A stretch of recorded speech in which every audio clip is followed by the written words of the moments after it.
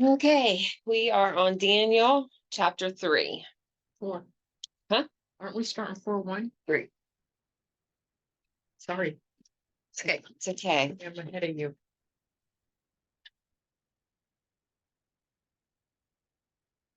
Um, Mine breaks at 18.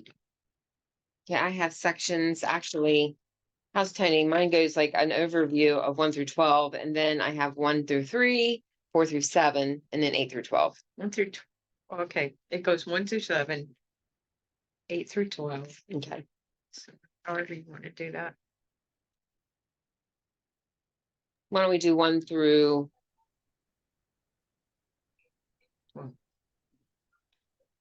12, and then I'll just read through 7, and you can read yours, and then we can do the rest of it. We'll Read go ahead 1 and through read 12. We'll go ahead and read all the way through 12, but then when we do the commentaries, we'll make them shorter. Right. That's like a third of the way through the furnace of blazing fire. Mine stops at 7. We can do We that. could do that too, because mine also breaks at 7. So let's do that. All right, 7. 7. 7. I got it. King Nebuchadnezzar made a gold statue 90 feet high and 9 feet wide. He set it up on the plain of Dura in the province of Babylon. King Nebuchadnezzar sent word to assemble the satraps, prefects, governors, advisors, treasurers, judges, magistrates, and all the rulers of the provinces to attend the dedication of the statue King Nebuchadnezzar had set up. So the satraps, prefects, governors, advisors, treasurers, judges, magistrates, and all the rulers of the provinces assembled for the dedication of the statue the king had set up. Then they stood before the statue Nebuchadnezzar had set up. A herald loudly proclaimed, "People of every nation and language, you are commanded, when you hear the sound of the horn, flute, zither, lyre, harp, drum, and every kind of music, you are to fall face down and worship the gold statue that Nebuchadnezzar has set up. But whoever does not fall down and worship will immediately be thrown into a furnace of blazing fire." Therefore, when all the people heard the sound of the horn, flute, zither, lyre, is it lyre? L-Y-R-E. Lair? Lyre. Harp, and every kind of music, people of every nation and language fell down and worshipped the gold statue that King Nebuchadnezzar had set up.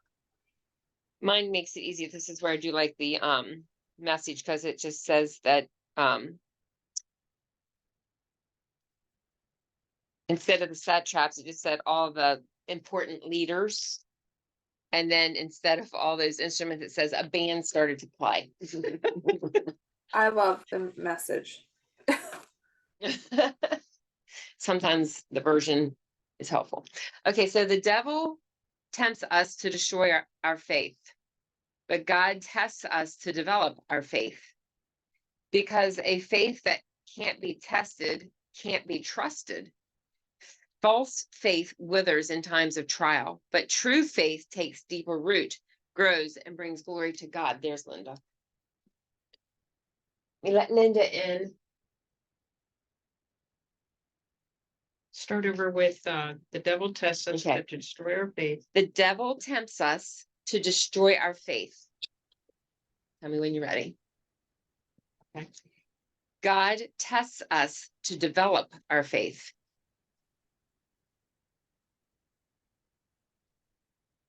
Because a faith that can't be tested can't be trusted.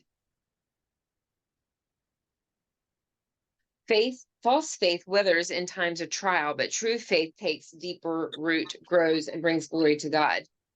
This explains why God permitted the 3 Hebrew men to be tested and then thrown into the fiery furnace. Hey, Linda, can you mute yours? The Apostle Peter must have been well acquainted with the book of Daniel, because he used the metaphor of the fiery trial when he warned his readers of the persecution about to come to the church in 1 Peter 1:7 and 4:12. The experience of these 3 men helps us to examine our own faith and determine whether we have the kind of authentic faith that could be tested and bring glory to God. Now, this is the start. We don't know how much time elapsed between the night that Nebuchadnezzar dreamed about the metallic image in Daniel 2 and the day he commanded the people to fall down before the golden image that he had made. Some students believe that the event described in Daniel 3 may have occurred 20 years after the promotion of Daniel and his friends, about the time Jerusalem is finally destroyed in 586 BC. Oh, so I didn't realize the 3 waves took that long either. Because if it's when it was finally destroyed, they would have had the 3rd wave where they went in. Daniel was in the 1st wave. So if it was 20 years, it took 20 years to do that. I'm not following it. When did he get taken? And It's like, no, 539. Oh, wait, no, that was different. yeah, 605, so 586 would have been 20 years later that Jerusalem was finally destroyed. I guess I I always just thought they did it like months apart. that's kind of what I thought. Well, they're saying some people say 20 years. well, it says Jerusalem was destroyed, like you said, 586. And I can't read these dates backwards. I'm sorry. I know it's hard. 605 and 586. Jerusalem was destroyed.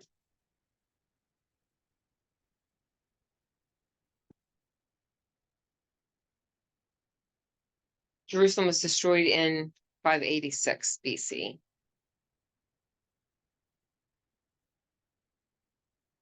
Wait a minute. It was destroyed in 586. 605 would have come first. Yeah, 586 would have been 20 years later.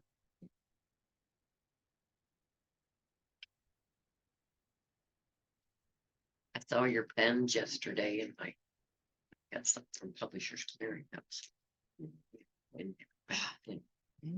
See, that's why I said that Elijah came later, because it was 20 years of bringing all of the people into Babylon. You mean Ezekiel or Elijah? I mean Ezekiel. I meant Ezekiel. I'm so proud that you knew that. I didn't even Well, on it. it's right here. And I saw his name Ezekiel and I said Elijah. It's like David. Yeah. Okay, so we now, okay, so we think this might have been 20 years later. Okay, so when Daniel explained the meaning of the successive metals in the massive image, he identified Nebuchadnezzar as the head of gold in 238. And perhaps this is what helped motivate the king to make an image of gold. Mhm. Not content to be merely a head of gold, he and his kingdom would be symbolized by an entire image of gold. There was definitely an element of pride in the whole enterprise. Daniel had made it clear that no empire would last, including that of the great Nebuchadnezzar. The king's heart was filled with pride because of all his conquests, but along with the pride were fear and concern for himself and his vast kingdom. He wanted to make sure that his people were loyal to him and that there would be no rebellions. Kind of sounds like Rome. There wasn't enough gold in his entire kingdom to make a solid image 90 feet high and 9 feet wide. So the image was probably made of wood overlaid with gold. And we see something about that in Isaiah 40, Isaiah 41, and Jeremiah 10. But it must have been an awesome sight to see this golden image standing on the plain at Dura, a location perhaps 6 miles from the city of Babylon. Dura simply means a walled-in place. Where was Dura? In the very first verse, where he set it up, the plain of Dura. Oh, there it is.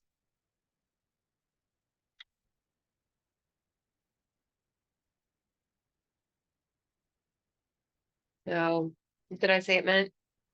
A walled-in place. I expect a star for today. I'll tell you what, you are on it. She's always on it. She's good. No, not always. I gotta figure out where I was at. I just need to not do that. Okay, Dura simply means a walled-in place, and there were several sites with that name in ancient Babylon. Also in the area was a furnace into which people would be thrown if they refused to fall down before the image and acknowledge the sovereignty of King Nebuchadnezzar. You know, this reminds me of how little we value life today. They valued life very little back then too. Who Yeah. can throw a human body into the fire? Nebuchadnezzar planned to unify his kingdom by means of religion and fear. The alternatives were to fall down before the image and worship, or be thrown into the furnace and be burned to death. You choose.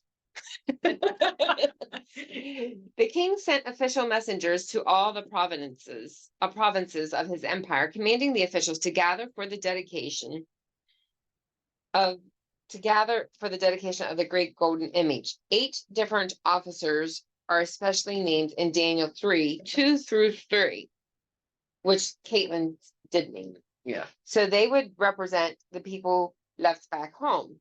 Princes or satraps were the chief administrators, officers in the provinces, while governors were probably their assistants or perhaps military commanders.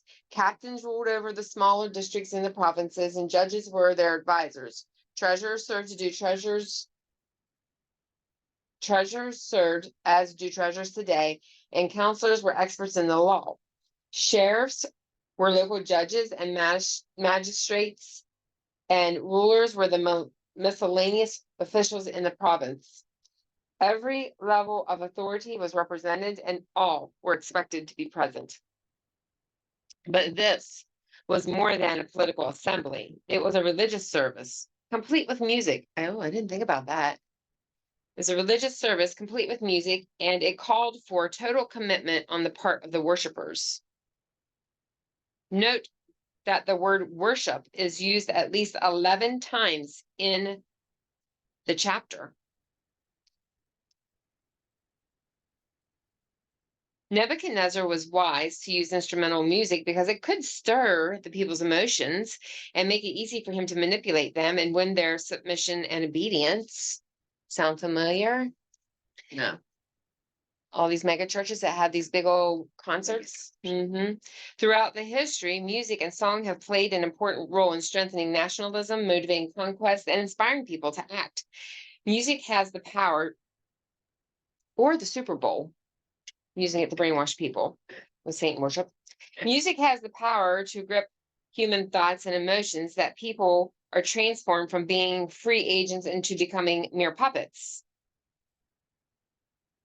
Music has the power to grip human thoughts and emotions that people are transformed from free agents into mere puppets. The English poet William Congreve wrote that music has charms to soothe a savage beast, but music also has power to release the savage in the beast. Music can be used as a wonderful tool and treasure from the Lord, or as a destructive weapon from Satan. That took me through 3. Yours goes all the way through 7? Yeah. Okay. The herald didn't ask for a vote.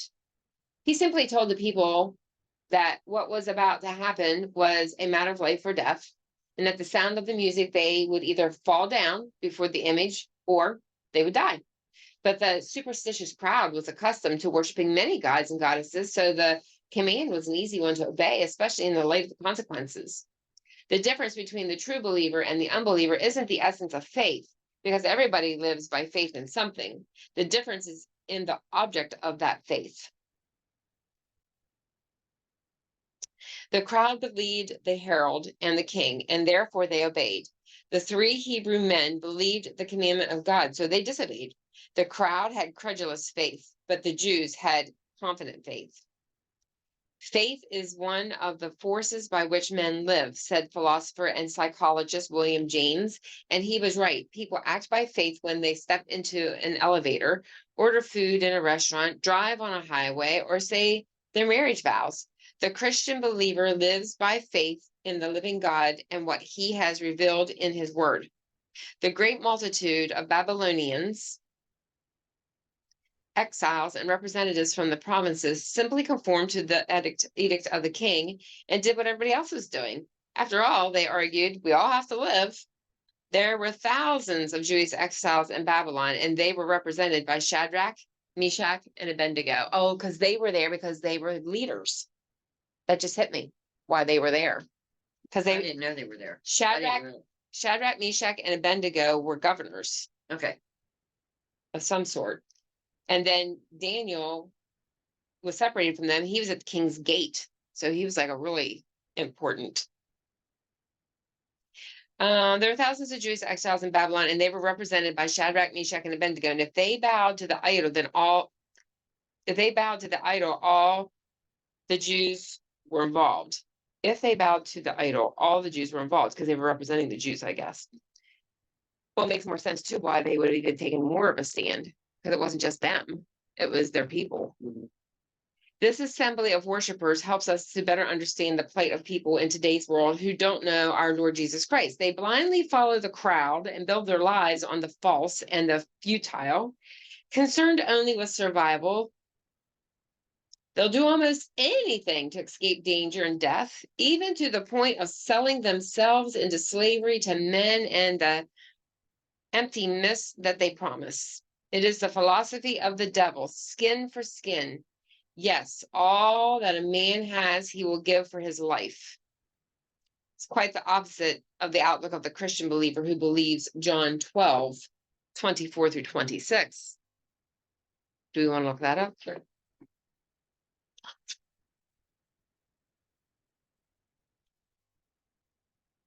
I'll tell you, them girls on Wednesday night, Oh, yeah, They're on. John 12, who 12:24-26. Okay. Jesus is talking. Jesus replied, now the time has come for the Son of Man to enter into his glory. I tell you the truth, unless a kernel of wheat is planted in the soil and dies, it remains alone, but its death will produce many new kernels, plentiful harvest of new lives. Those who love their life in this world will lose it. Those who care nothing for their life in this world will keep it for eternity. Say 25 or 26. 26. Anyone who wants to be my disciple must follow me, because my servants must be where I am. The Father will honor anyone who serves me.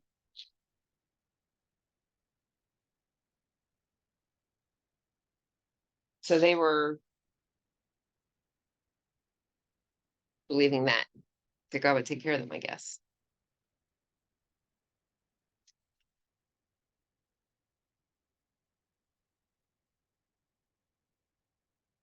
That kernel had to die to make more kernels.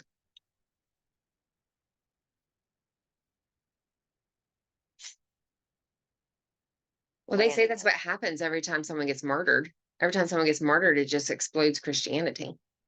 And what? The Satan means it to hurt Christianity whenever he murders a Christian. But what happens whenever someone is murdered, or like the missionaries when they're kidnapped, it just exploded. It explodes Christianity.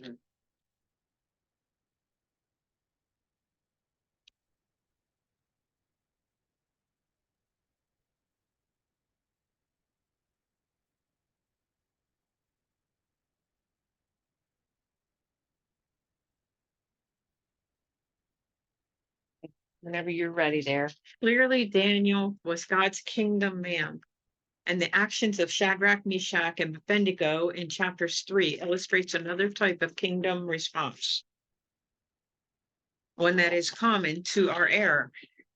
Protests through civil disobedience. I'm sorry. This involves deliberate personal resistance to a government decree that violates God's standard. The gold statue that Nebuchadnezzar ordered to be built must have been awe-inspiring. It was 90 feet high.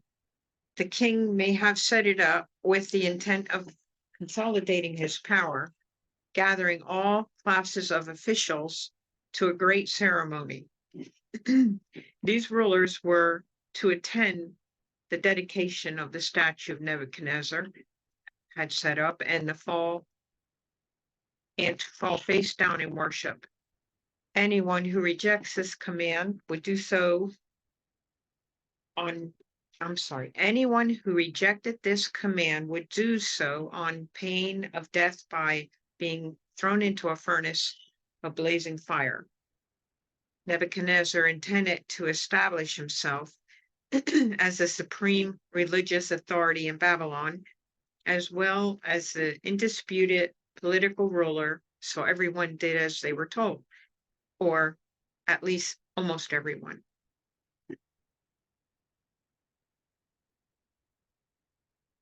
That it? That's it. Wow.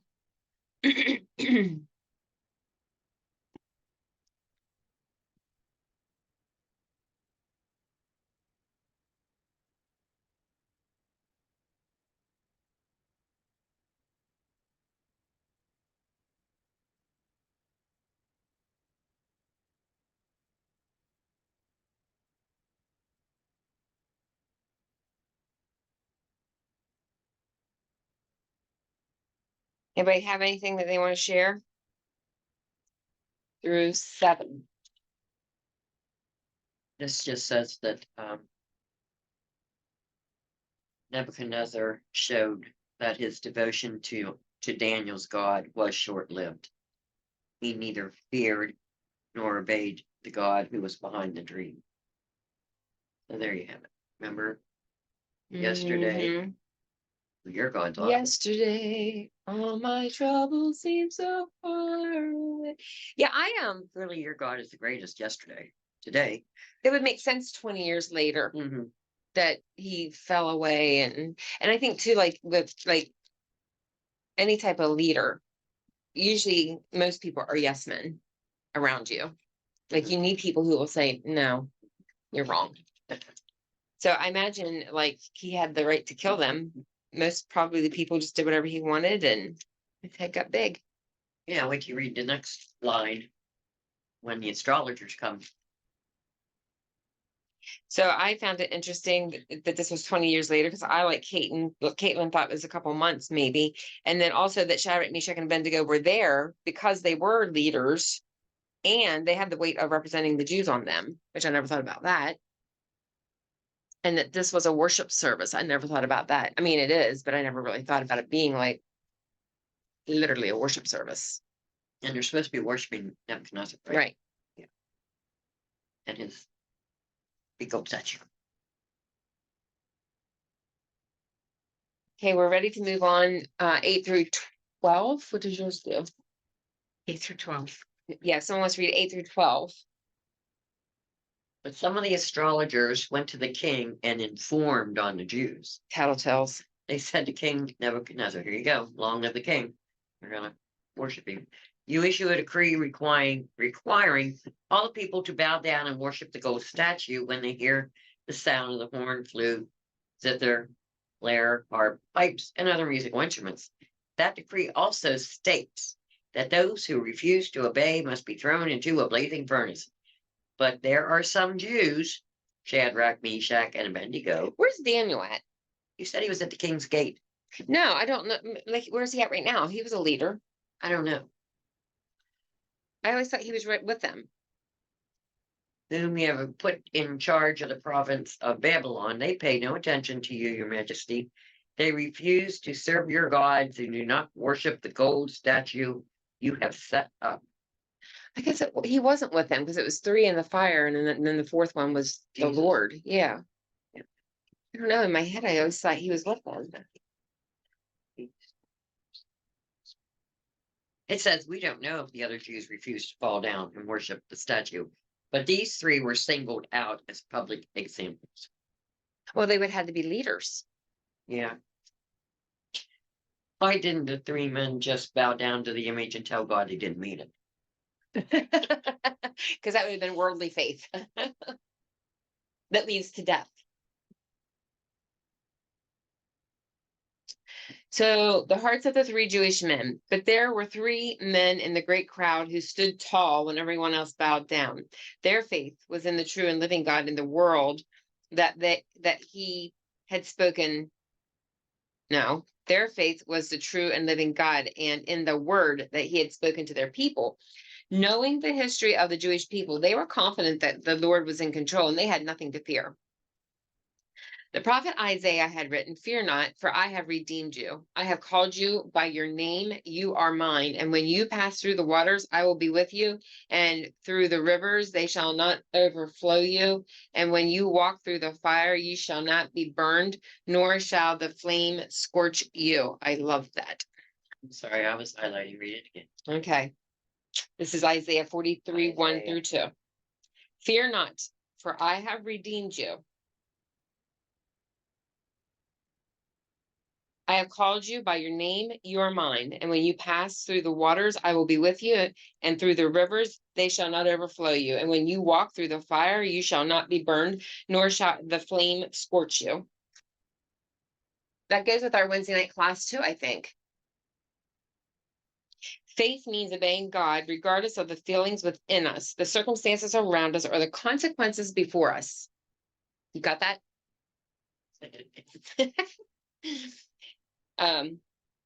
Faith means obeying God regardless of the feelings within us, the circumstances around us, or the consequences before us.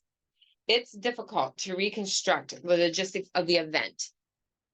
But it seems that Nebuchadnezzar and his advisors, Chaldeans, there must be something specific about these Chaldeans, were not together as they watched the event. And the king didn't require them to join with the crowd in their worship.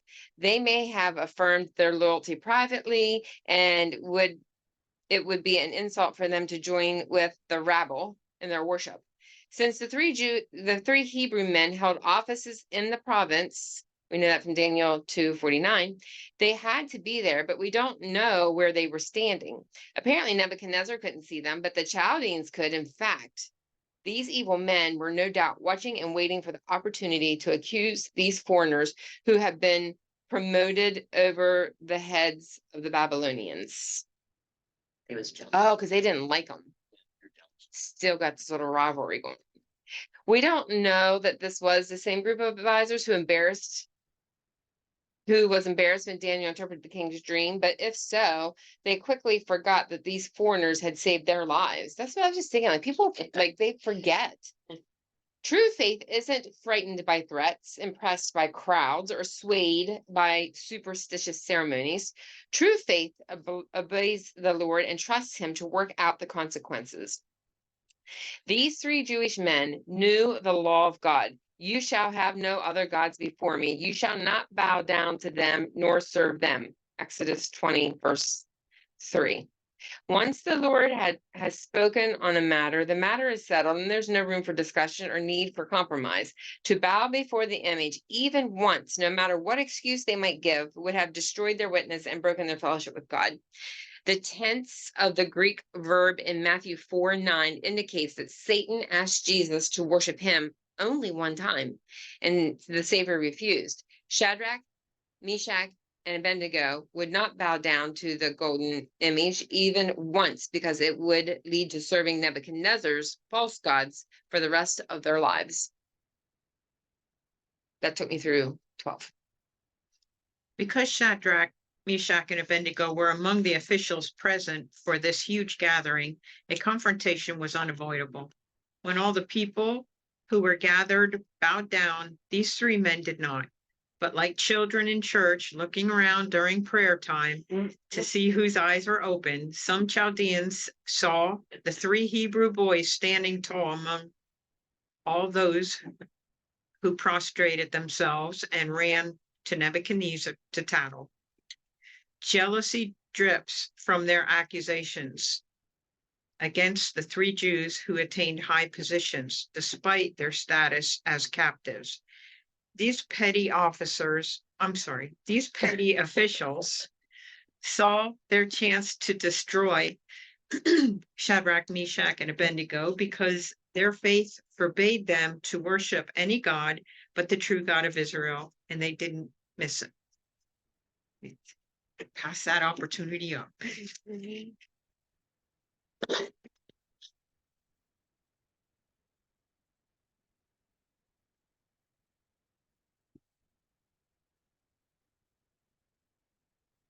I'm loving these prayers. It's interesting too what they said in the last section about the worship and the music and how influential music is Yeah. on controlling people's minds. It gets them all hyped up. Yeah. And anything anybody will tell them, they'll believe. Mhm. You know, they got them hyped up that you must bow down to this gold statue. It's like pep rally. Yeah.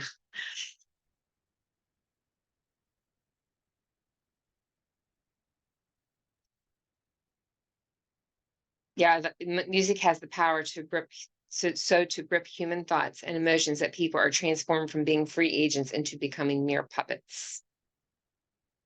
I'm gonna have to write that somewhere, stuff like that.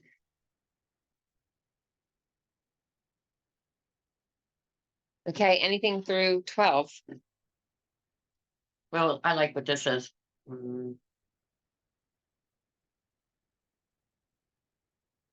They wouldn't bow down in court. As a result, they were condemned and led away to be executed.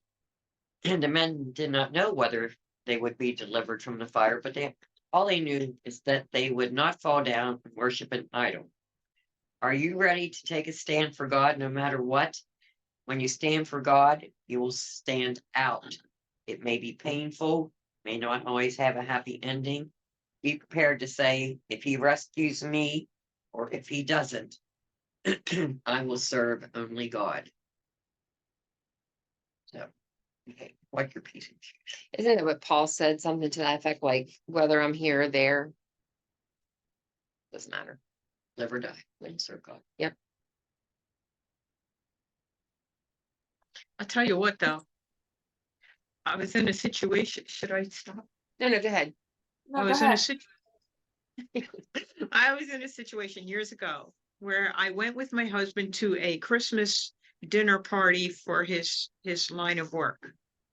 And everybody's dressed up and they're at this long table and everybody's cracking really crude jokes, really nasty.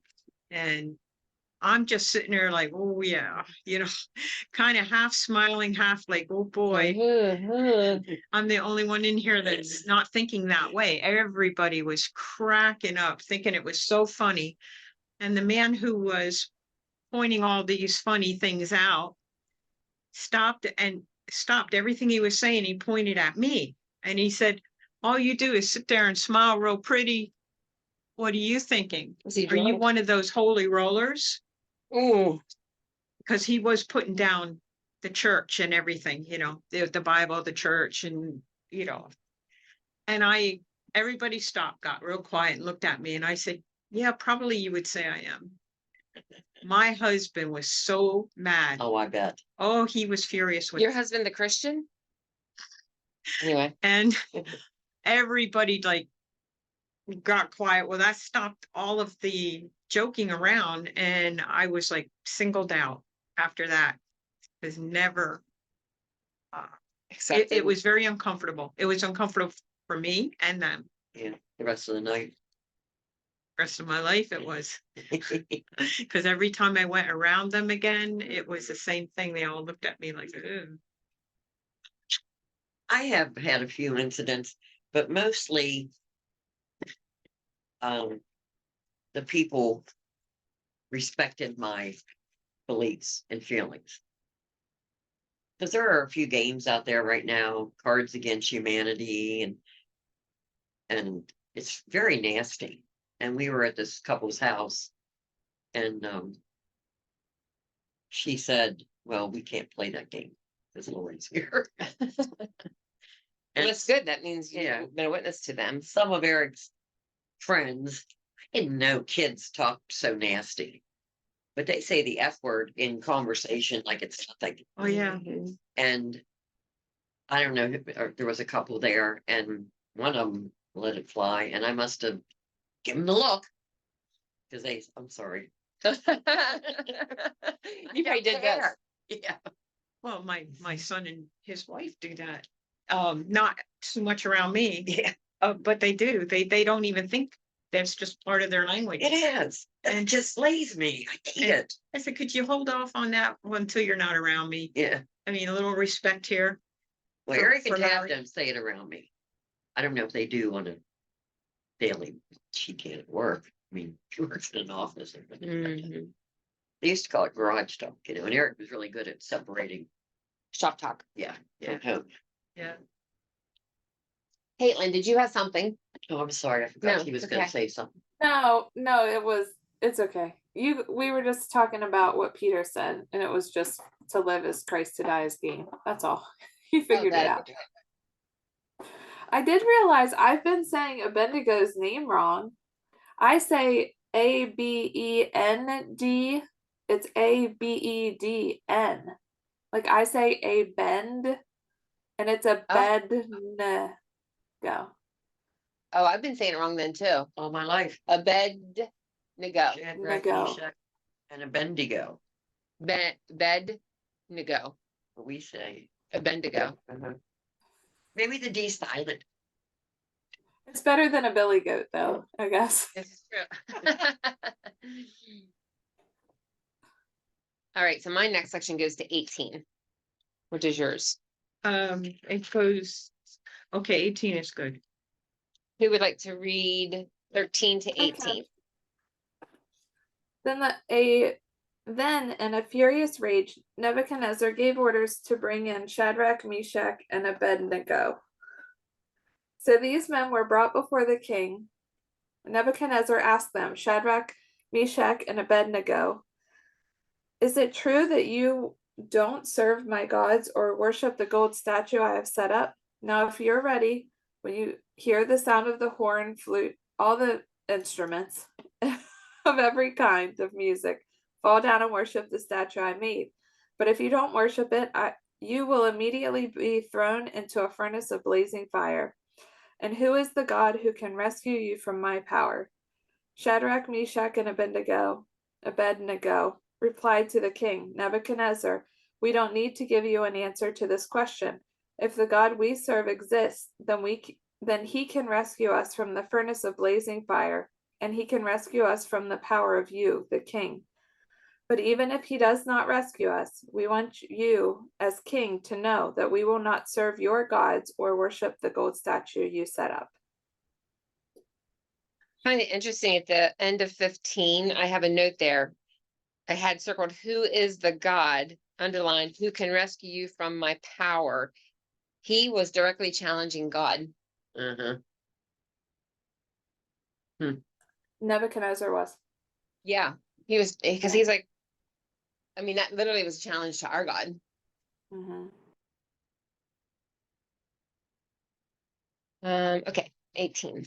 So once again, we see the king in a fit of anger. He had conquered many cities and nations. You know, his anger, when God turned him into like where he had to crawl on his hands and knees here in the future and eat grass for 7 years, he would have learned a lot of patience during that time. He conquered many cities and nations, but he could not conquer himself. Better a patient man than a warrior, a man who controls his temper than one who takes a city. Yet the 3 Hebrew officers were calm and respectful. Always be ready to give a defense to everyone who asks you for a reason for the hope that is in you with meekness and fear. A king must have had special respect for these men and the work they did in the empire because he gave them another opportunity to comply with his orders. He may have forgotten that he called their God the God of gods and the King of kings in 247 because he arrogantly asked, oh, yeah, that is, here, he forgot about the God, our God, their God. He arrogantly asked, who is that God that shall deliver you out of my hands? Well, I never put that together. Neither did I. So it probably was 20 years. He was actually claiming to be a God himself. In a short time, he would be humbled and have to confess that the God of the Hebrews is the God Most High and that no one should blaspheme his name. The 3 men could have compromised with the king and defended their disobedience by arguing, everybody else is doing it, or our office demands that we obey, or we'll bow our knee, but we won't bow our hearts. They might have said, we can do our people more good by being officers in the king's service than by being ashes in the king's furnace. But true faith doesn't look for loopholes. It simply obeys God and knows that he will do. I like that. True faith doesn't look for loopholes. It simply obeys God and knows that he will do what is best. Faith rests on commands and promises, not on arguments and explanations. Times of adversity are usually times of opportunity, especially when God's people are being persecuted for their faith. You will be brought before rulers and kings for my sake, for a testimony to them. Mark 13:9. The three courageous Jews weren't concerned about themselves, nor were they afraid of the fury of the king. Their only concern was obeying the Lord and giving a faithful witness to all who were watching and listening. Their attitude was respectful and their words were few and carefully chosen. We are careful not to answer. Daniel 3:16 means we don't need to defend ourselves or our God, for our God will defend both himself and us. Good point. They weren't the least bit worried. It's a bit arrogant for God's people to think they have to defend God, for God is perfectly capable of defending himself and taking care of his people.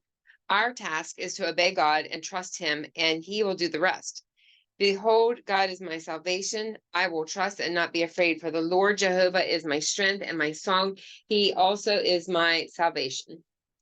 Shadrach, Meshach, and Abednego were men of faith, but not men of presumption. Had they affirmed that God would deliver them, that would have been a presumption, because we didn't know what God had willed for their situation. Instead, they stated about their God, what their God was able to, he was able to deliver them, but even if he didn't, they still wouldn't fall down before the king's golden image. There is such a thing as commercial faith that says we will obey God if he rewards us for doing it. That's really rampant. Again, it is the devil's philosophy of worship. All these things I will give you if you will fall down and worship me.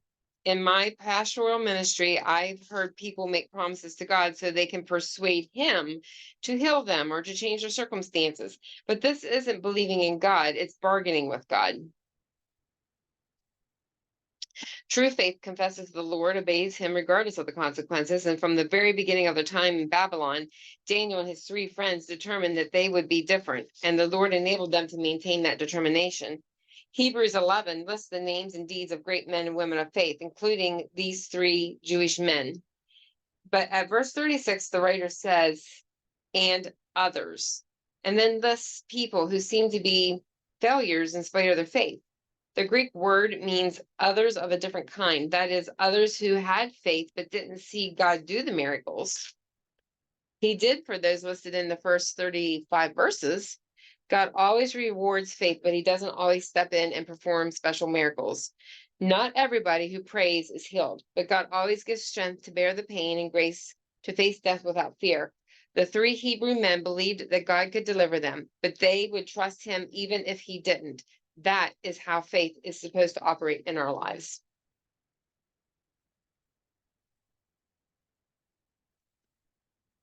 That took me through 18. Nebuchadnezzar flew into a furious rage at the report. It's surprising that he gave the accused an opportunity to answer the charges against them. Yeah. That he did may indicate the esteem he had for them. But make no mistake, the king would only accept one response: complete capitulation. They worshiped the giant idol of gold or be burned alive, despite his previous praise to the Hebrew God. Nebuchadnezzar added, "Who is the God who can rescue you from my power?" As before, the king's question would eventually be answered. These courageous Jewish men refused the king's direct order and placed them in God's hands. Their answer is impressive. If the God we serve exists, then he can rescue us from the furnace of blazing fire. But even if he does not rescue us, we want you as king to know that we will not serve your gods or worship the gold statue. In other words, they declared, we'll fear our God rather than your furnace any day. But even if he sovereignly decides to let us burn, will still serve the living God rather than to bow down to your dead idol. That's priceless. They preferred death over unfaithfulness to God and had no doubt prepared themselves for the possibility of this day in advance. So they probably did talk about it ahead of time and said, we're standing on this. Get our story straight. Yeah.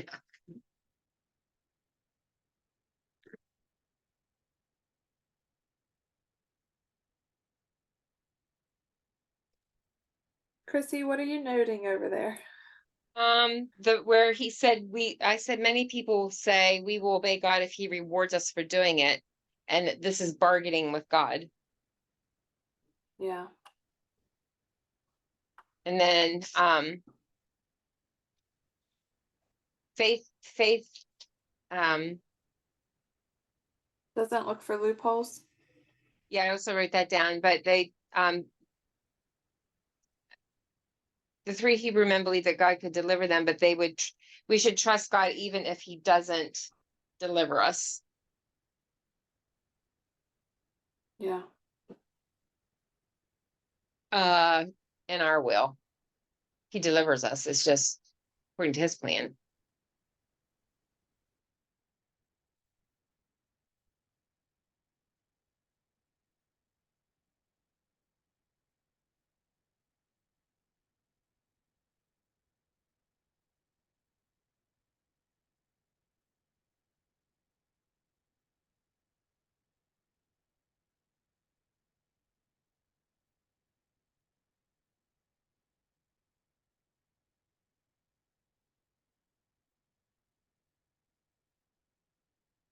And I had marked at the end of 15 where that was a direct challenge from Nebuchadnezzar to God.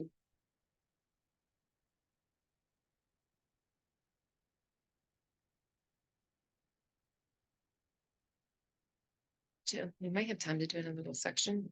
Anybody else have anything else? Does it go to the end? Just 19 to 25. Okay, we'll go 19 to 25. The blazing.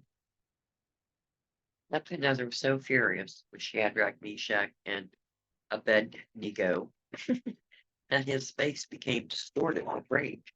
He commanded that the furnace be heated 7 times hotter than usual. Then he ordered some of the strongest men in the army to bind Shadrach, Meshach, and Abednego and throw them into the blazing furnace.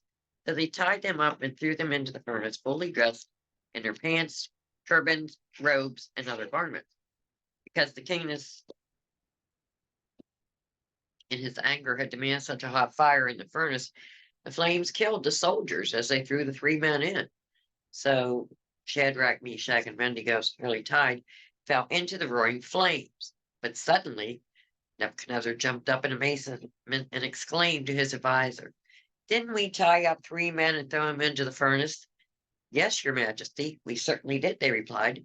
"Look," Nebuchadnezzar shouted, "I see 4 men unbound walking around in the fire unharmed, and the 4th looks like a god."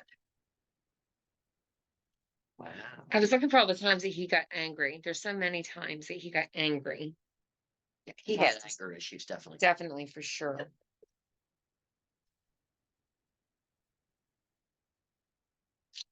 Okay. So the king's temper, once more, got the best of him.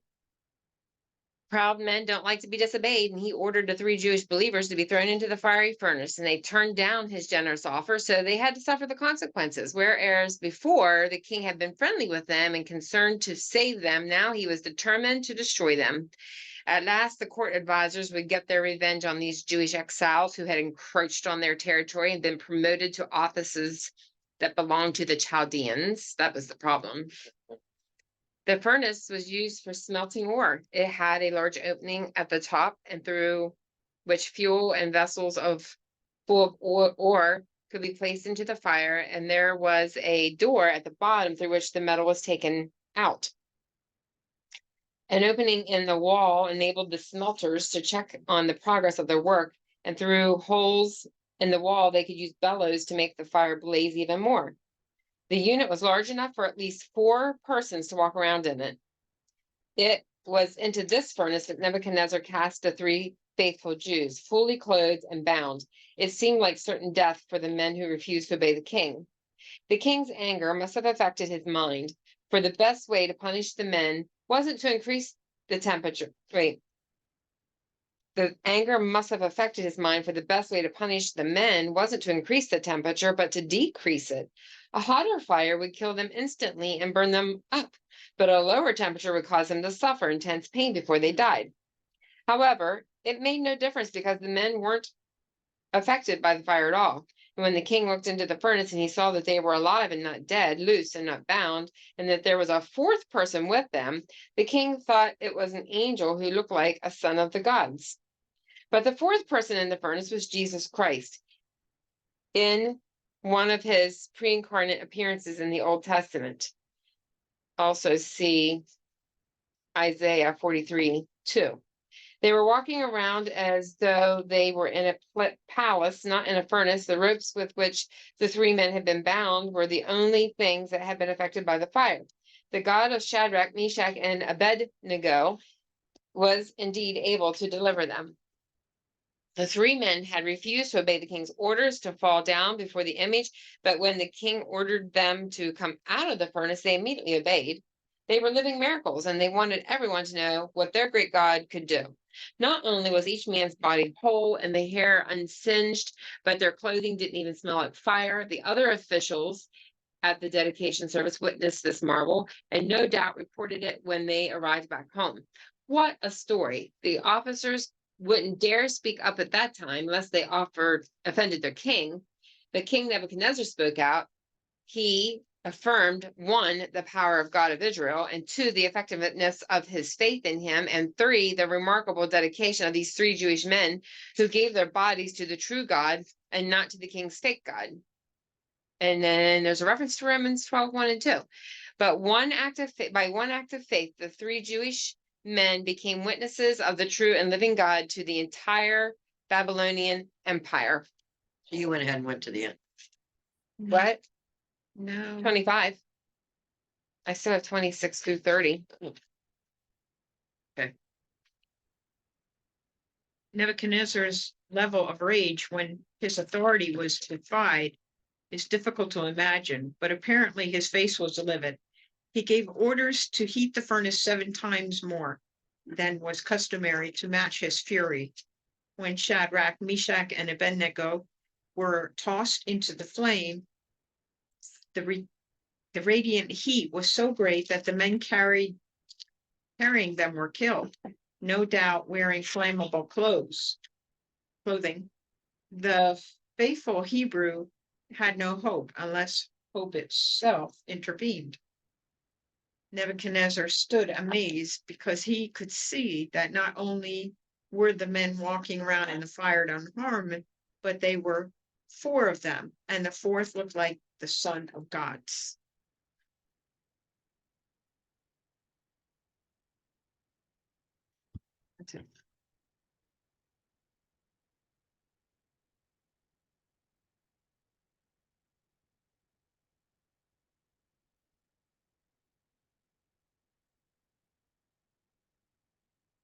So I'm just marking that the 4th man was the pre-incarnate.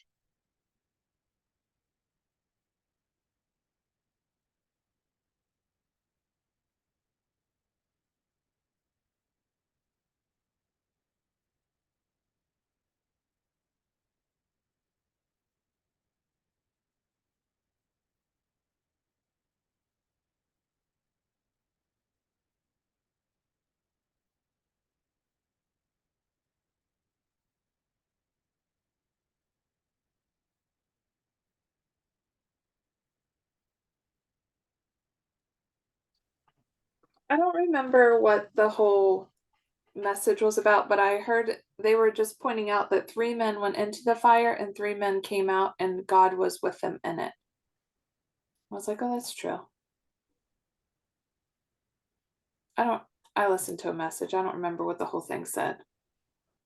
Was it that Driscoll? No, I'm just kidding. No, it wasn't.